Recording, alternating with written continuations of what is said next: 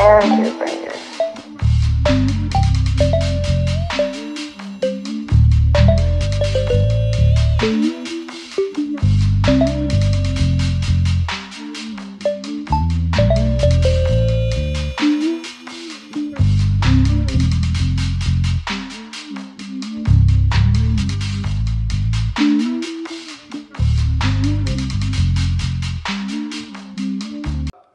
Alright, so the reason why I jacked it all the way up, I don't know if you've seen with the camera angle, but before you ever pull off a transmission from the swap, wherever you separate the swap, especially if it's your first time, always check and see if the inspection plate or the inspection cover or the dust cover or whatever it is in between the in between the transmission and engine, right where the flywheel is, make sure that's off, because you'll be tugging all day and it won't pass the flywheel. So we'll see if this one has one, and then we'll go from there. Alright, so we're gonna go ahead and check this out. Now, I'm looking under there from here, right there, and if I'm a little timid, it's because I see some spider webs and shit. I don't really fuck with spiders. I don't fuck with bugs, period. But so yeah, we're gonna figure it out. But let's take a look. Alright, so we got the transmission right here as it swings around. Oh, that's just dirt. That's cool. Alright, right here. So we got one. So this plate right here. See if you can see it. But see, that's a plate right there. You gotta take this off before you try to take the swap apart, because when you pull back, this is going to hit the inside of the flywheel. This is like an inspection plate or dust cover or something like that. I don't know what the technical term is, but you got to take this off. You ain't getting nowhere until you take this off. So that's the first thing we're going to do. So it looks like we have a 10 mil on this side by the axle entry, and then we have that bracket with like two 14s, and then when you flip it around, same thing, 10 mil up top, and that bracket right there. Both sides are the same, so I'm gonna go ahead and knock these out.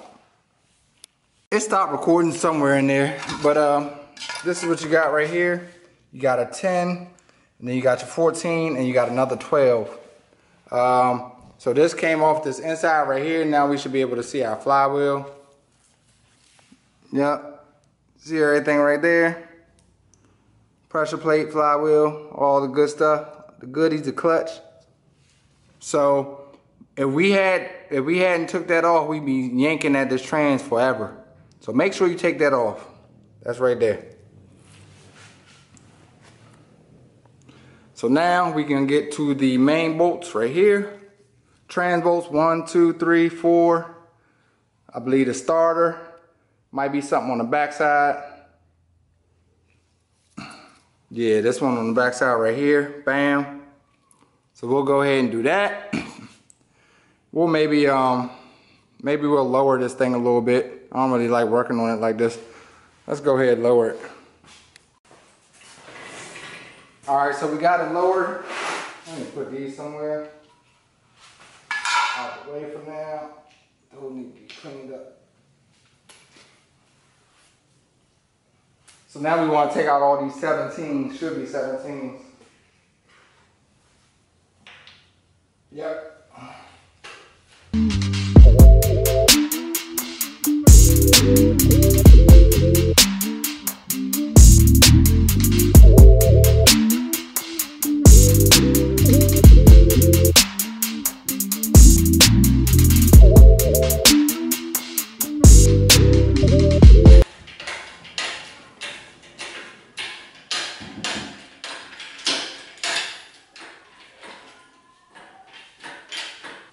We're actually going to turn it and set it on the floor, I think.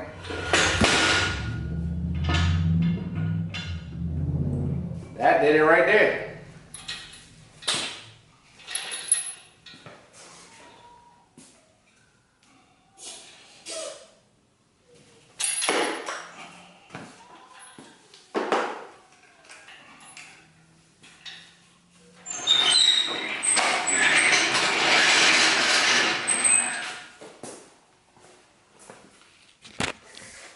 As you can see, got a little crack right there.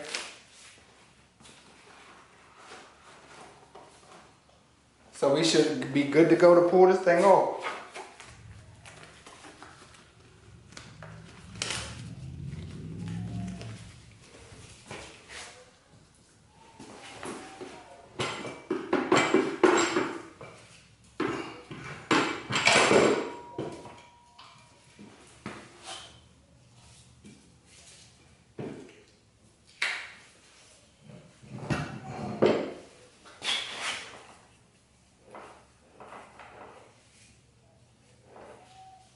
Everything looks good in there. All right, so as you can see, we got it separated the non-traditional way, dropping it. But we got it separated. What I really want to do is spray the trans down real quick and clean that up, just so it's easier to work with and I don't feel all itchy and scratchy like I am right now. And then we'll look at this, we'll get the clutch kit out and the flywheel and everything off and get ready to mount the engine. So let's go ahead and clean this trans up right now.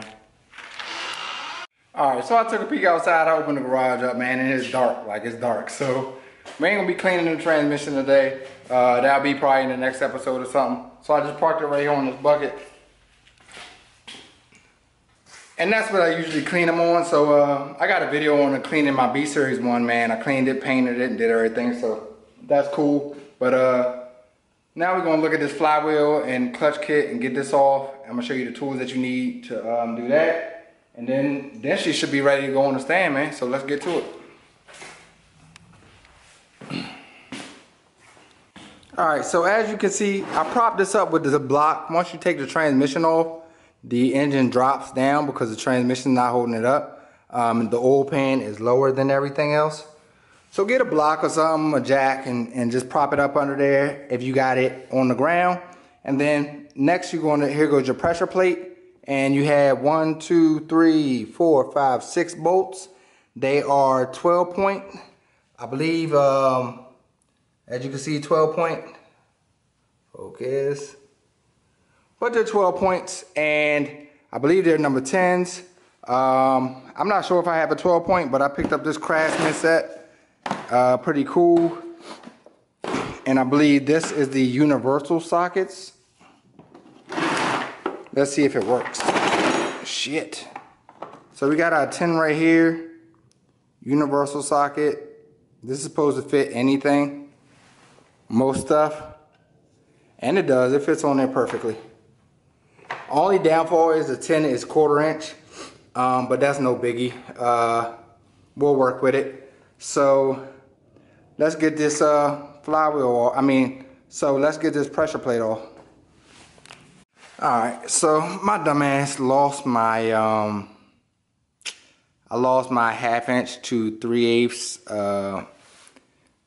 I lost my 1/2 inch to 3/8 adapter, so I can use an impact for this. I only have a 1/2 inch impact.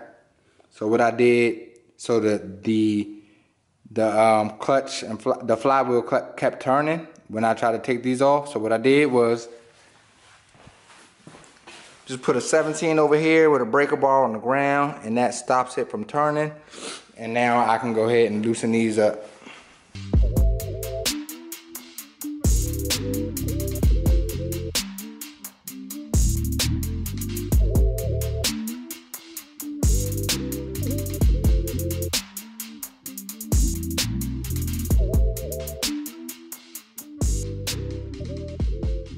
Alright, so here goes the pressure plate and flywheel. Don't look too bad. Just regular wear and tear, really. Of course, I won't be using this because of my horsepower, but these don't look too bad, I believe. Not a professional on pressure plates and everything and clutches, but let me know. Do these look bad to y'all? Got some wear right there, but looks pretty normal. So let me know. Now we have the flywheel bolts. I don't know if I'm gonna be able to get these out without an impact, but we'll see. So we got the flywheel bolts, pilot bearing, and then we'll be done with this. I found it, man. 1/2 inch to 3/8. Got my 17 for these flywheel bolts. Again, universal socket. Hopefully my gun got enough juice.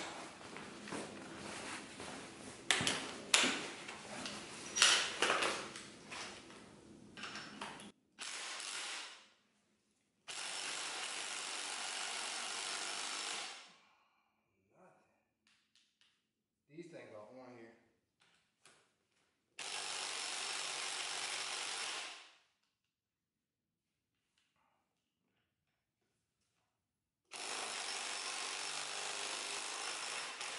Got one.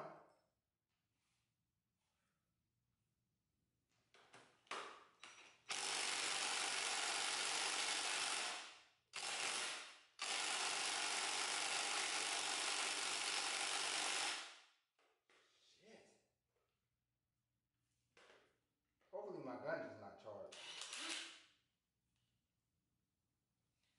Fucking socket eating. Alright, we back.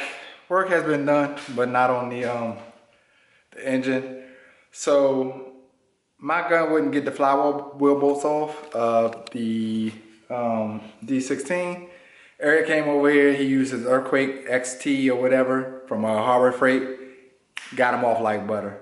So that's definitely an investment I'm gonna be doing in a little bit. But so we got them off now. It's like a week later actually. I know it's a cut clip, but it's like a week later. Been working on other cars and stuff. But got the garage all cleaned back up. So I really wanna it's like 10 o'clock. I just wanna get this engine on a stand to have this accomplished. Get this video done or this parts finished. So let's just do it. I'll show you how it is now. Get this stuff off of there. Got me up, oh shit.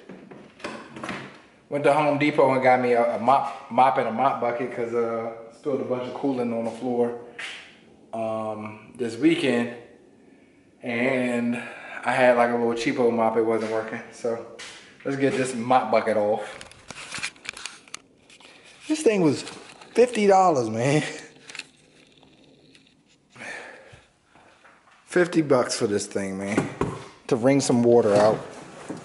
Let's get this out of the way. Let me set y'all up.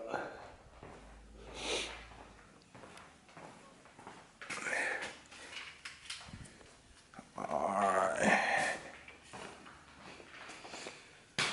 So got the flywheel bolts off right there. Just gotta slide the flywheel off, turn it pretty much, and then I'm gonna go ahead and mount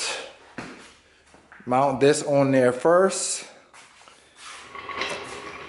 Mount the black plate on there first, and then we will mount the black plate on there first, and then we'll hoist the engine and hoist it on here. I hope.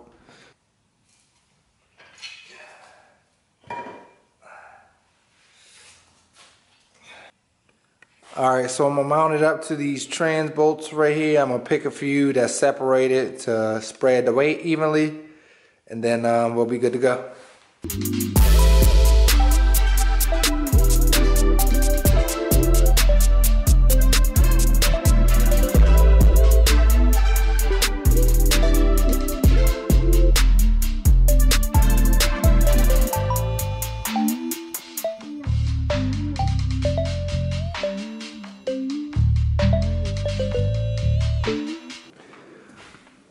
Alright, so I got everything tightened up on there. I got just a starter bolt right here. This will pretty much just hold the weight. It's not like tight or anything, but that's the only one I could do. Only other thing I could do is go and get a bolt long enough to pass through here and get another on the back end, which I might go do at Tractor Supply. But I got all these tightened up as well. So now what I'm going to try to do is get this, take the hoist, and hoist it up on here with no issue. Only issue I might run to is the feet of the hoist might hit the feet of this, so we'll see.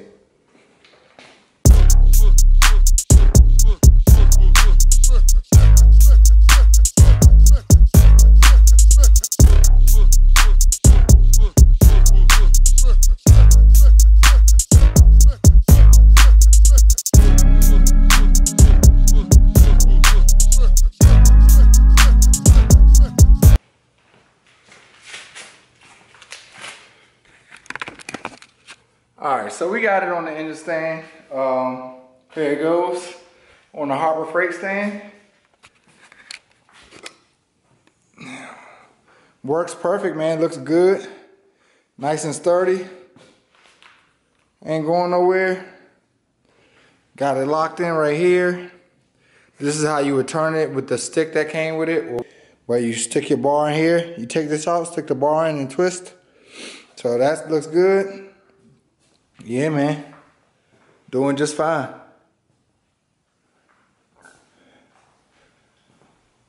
Alright, so that's going to close this video out. We definitely going to get this started. Get this clean, take this head off and get working on this block. So, yeah, man, I'm excited for this build. Let me know if you're excited. We're going cheap.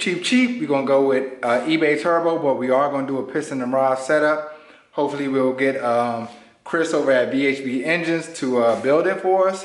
I would build it, but I want to partner up with him. We got some plans going on. So, like I said, he builds engines.